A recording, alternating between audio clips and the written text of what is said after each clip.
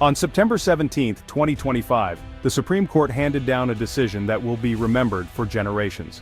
In a move that stunned legal experts and economists alike, the justices issued a historic ruling that will fundamentally reshape the way the United States approaches trade with the rest of the world. This landmark decision marks a turning point in American trade policy, with consequences that will ripple through every corner of the economy. The court struck down the sweeping tariffs imposed during the Trump administration, declaring them unconstitutional and setting a new precedent for how trade measures are enacted. These tariffs, which were essentially taxes on imports from major trading partners like China and Europe, have now been eliminated. For years, these tariffs raised prices on goods ranging from electronics to steel, affecting both businesses and consumers. With this ruling, the authority to shape trade policy shifts away from the president and returns to Congress, restoring a balance of power that many say is long overdue. For decades, presidents have acted swiftly and often unilaterally on trade matters, frequently justifying their actions by citing national security concerns. This allowed for rapid responses, but also concentrated significant power in the executive branch. Now, under the Supreme Court's decision, Congress must debate and approve any major tariffs before they can take effect. This means that future trade restrictions will require broader political consensus and public debate. This is a major check on presidential authority, reinforcing the Constitution's system of checks and balances. It represents a pivotal moment in the evolution of American economic policy, ensuring that no single leader can unilaterally reshape the nation's trade relationships. The impact of this decision will be felt across the economy, from large steel and technology manufacturers to small businesses that rely on imported goods. Everyone will need to adapt to a new era of trade policy. Consumers may notice changes in prices at the store, while workers could see shifts in job opportunities as supply chains adjust. The effects will touch everything from the cost of groceries to the availability of electronics and cars. The long-standing debate between free trade and protectionism is now front and center in Congress. Lawmakers will face tough choices as they weigh the interests of American industries, workers, and consumers. The entire nation, and indeed the world, will be watching closely to see how Congress responds to this new responsibility. Allies and rivals alike are eager to understand what this means for global trade. This is more than just a legal headline, it's the beginning of a new chapter in American trade, one that will shape the country's economic future for years to come. The Supreme Court's decision hinged on the Constitution's Commerce Clause, which gives Congress, not the president, the power to regulate trade. The justices ruled that the recent tariffs were too broad and long-lasting to be considered emergency actions. They argued that tariffs are essentially taxes, and only Congress can impose taxes of this scale. Past laws allowed presidents to act in specific urgent cases, not to overhaul trade policy unilaterally. The court clarified sweeping tariffs require congressional approval. The president can still negotiate trade deals, but Congress must sign off. No more vague national security claims for massive tariffs. The ruling restores the balance of power and reaffirms Congress's central role in economic policy. It's a return to the separation of powers at the heart of American democracy. The story of the tariffs began in 2018, when the administration launched a sweeping set of trade barriers as part of its America First policy. This marked a dramatic shift in U.S. economic strategy, signaling a willingness to use aggressive measures to reshape global trade relationships. The stated goal was to protect U.S. industries, especially steel, aluminum, and manufacturing, from what were seen as unfair foreign practices, and to revive American jobs that had been lost to overseas competition. But the tariffs also aimed to pressure countries like China to change their trade policies, sparking tense negotiations and escalating rhetoric on both sides.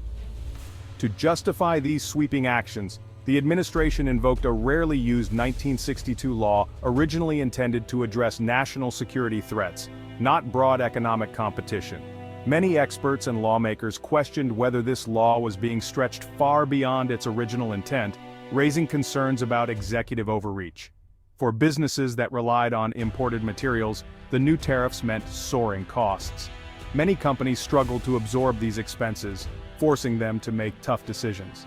Inevitably, these higher costs were passed on to consumers, leading to noticeable price increases on everyday goods. Other countries retaliated with their own tariffs, sparking a trade war that hit American farmers and manufacturers especially hard. Lawsuits quickly followed, with businesses and trade groups challenging the president's authority to impose such sweeping measures. Headlines highlighted the mounting economic harm, lost markets, shuttered factories, and growing uncertainty for workers and business owners alike. Years of legal battles and shifting policies created a climate of confusion and anxiety for American businesses and workers who struggled to plan for the future. Lower courts hesitated to directly challenge presidential power in matters of national security and trade, leaving many questions unresolved. But eventually the Supreme Court agreed to hear the case, recognizing the far-reaching consequences for the nation's economy and the balance of power. The justices noted the widespread disruption caused by years of uncertainty, disrupted supply chains, volatile markets, and delayed shipments affecting businesses large and small. They emphasized the urgent need for clear, consistent rules to guide future trade policy and to prevent similar chaos from recurring. This case wasn't just about one product or one industry, it was about the fundamental question of who gets to set economic policy for the entire nation. At its core, the dispute asked whether a single person, the president, should have the power to reshape the economy without oversight from Congress. After 7 years of heated disputes, shifting policies, and mounting legal challenges, the Supreme Court has finally provided a definitive answer.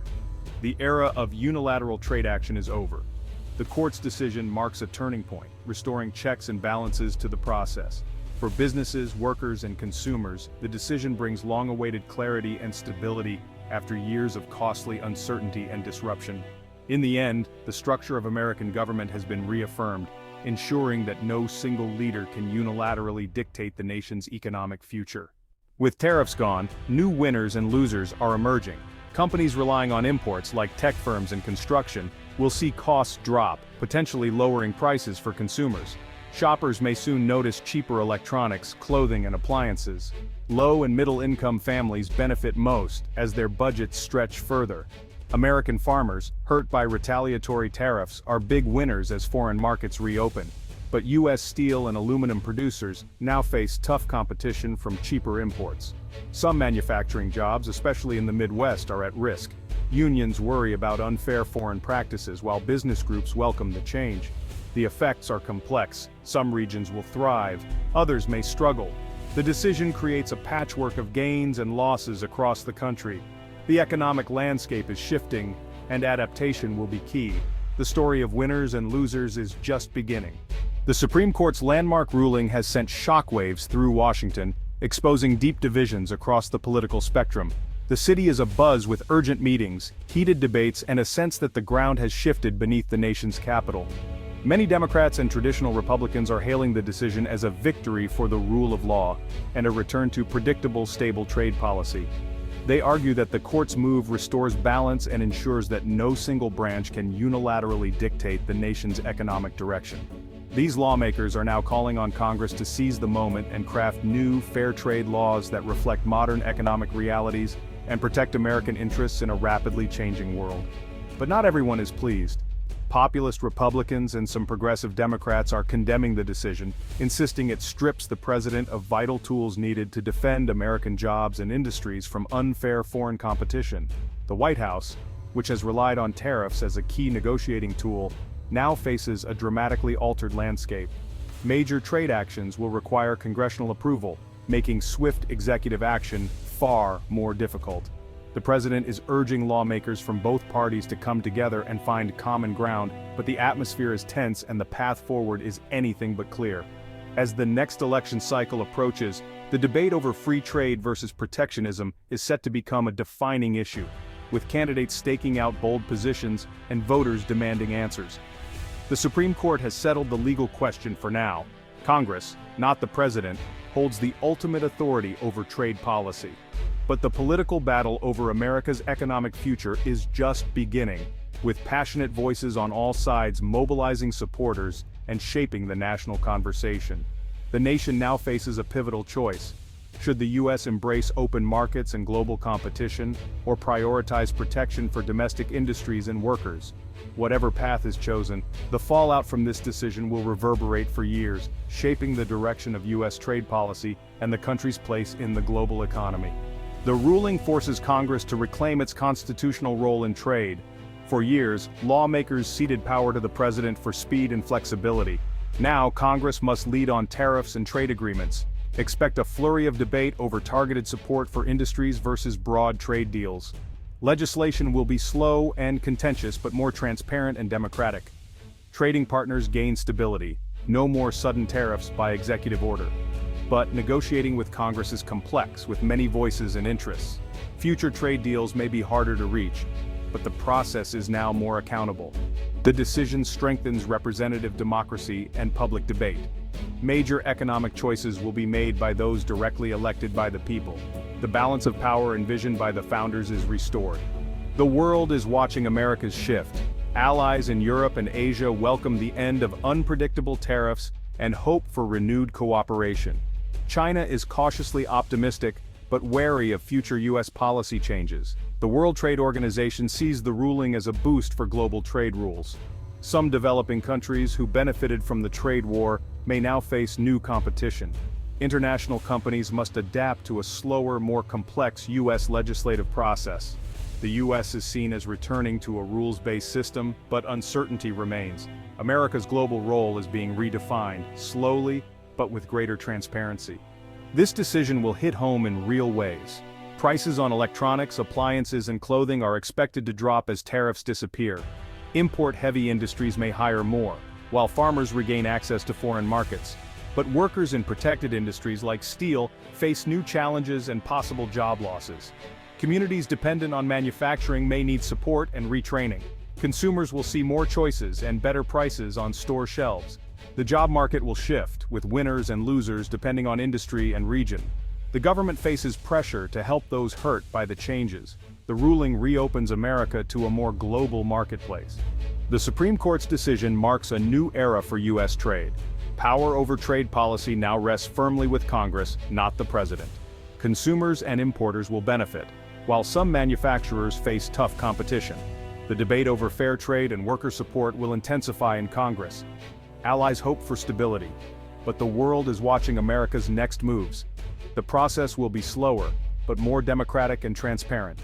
The court has redrawn the lines of power, setting the stage for a new chapter. The future of American trade will be decided in the open, by the people's representatives.